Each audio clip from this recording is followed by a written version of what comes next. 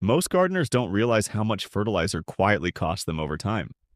Not just money, but effort, attention, and dependency.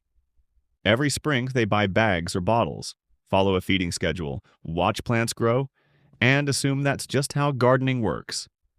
Then next year, they do it all again and again.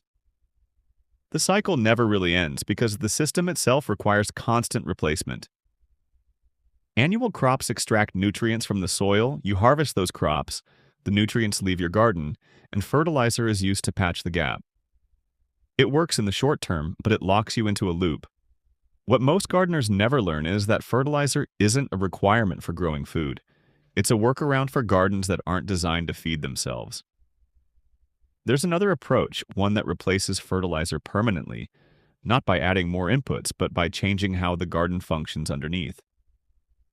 To understand how fertilizer replacement works, you have to stop thinking about soil as dirt and start thinking about it as a living system.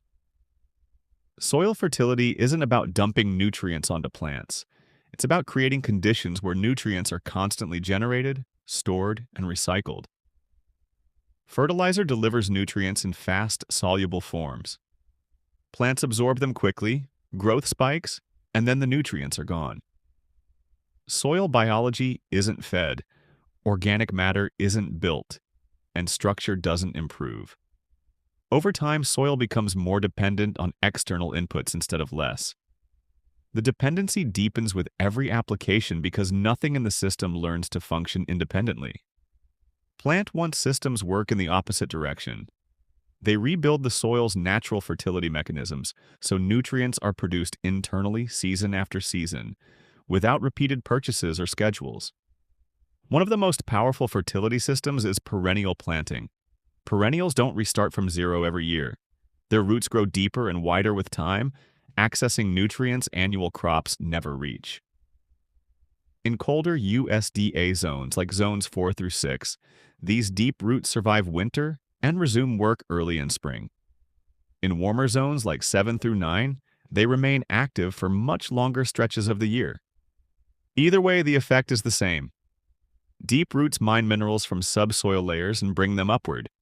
When leaves drop or roots naturally die back and regrow, those minerals are deposited in the topsoil where shallow-rooted crops can use them. Nothing is imported, nothing is wasted. You plant once and the system quietly cycles nutrients on its own. Nitrogen is where fertilizer dependency shows up most clearly. Nitrogen is the nutrient plants need in the largest quantity, and it's also the one gardeners spend the most money replacing. What's rarely mentioned is that nitrogen is everywhere. The air is mostly nitrogen. Plants just can't use it directly. Certain plants, especially legumes, have evolved partnerships with bacteria that capture nitrogen from the air and convert it into plant-available forms. Clover is one of the most practical examples. Once established, clover fixes nitrogen continuously. In cooler climates, it works through the growing season. In warmer climates, it can function almost year-round. When clover is cut back or dies naturally, that nitrogen becomes available to nearby plants. Instead of buying nitrogen every year, you grow it once and let it cycle. Organic matter is the foundation that makes all of this stable. Organic matter holds moisture, buffers nutrients, feeds soil life, and improves structure. Annual gardening often removes organic matter faster than it can be replaced. Plants are pulled out by the roots, soil is disturbed, and decomposition accelerates. Perennial systems reverse this. Roots stay in the ground, leaves fall and decompose in place. Plants die back and regrow. All of that becomes organic matter without extra work. Over time, soil becomes darker, looser, and more resilient. Fertility improves not because nutrients are added, but because the soil becomes better at holding and cycling them. Soil biology is the invisible workforce behind these systems. Healthy soil is alive with bacteria, fungi, protozoa, nematodes, insects, and earthworms. These organisms break down organic matter, transport nutrients, protect roots, and improve soil structure. In annual systems, soil biology often starves between seasons. In cold climates, soil sits bare through winter. In warm climates, it's often left dry and exposed. Plant once systems keep living roots in the ground as much as possible. Those roots release sugars into the soil, feeding microbes continuously. That steady food supply keeps nutrients moving and available without intervention. Plants like comfrey, clover, yarrow, and deep-rooted cover crops aren't decorative extras. They're infrastructure. Comfrey's taproot reaches deep into the soil and pulls up potassium, calcium, and phosphorus. Clover fixes nitrogen while protecting soil from erosion. Yarrow accumulates trace minerals and supports beneficial insects. In colder zones, these plants die back and return nutrients to the soil surface. In warmer zones, they remain active longer and cycle nutrients continuously. The function stays the same, only the timing changes. Once established, these plants quietly replace what fertilizer used to provide. What this looks like in practice is gradual but permanent. In the first year fertility plants are establishing, you may still fertilize annual crops normally. In the second year, those systems begin contributing.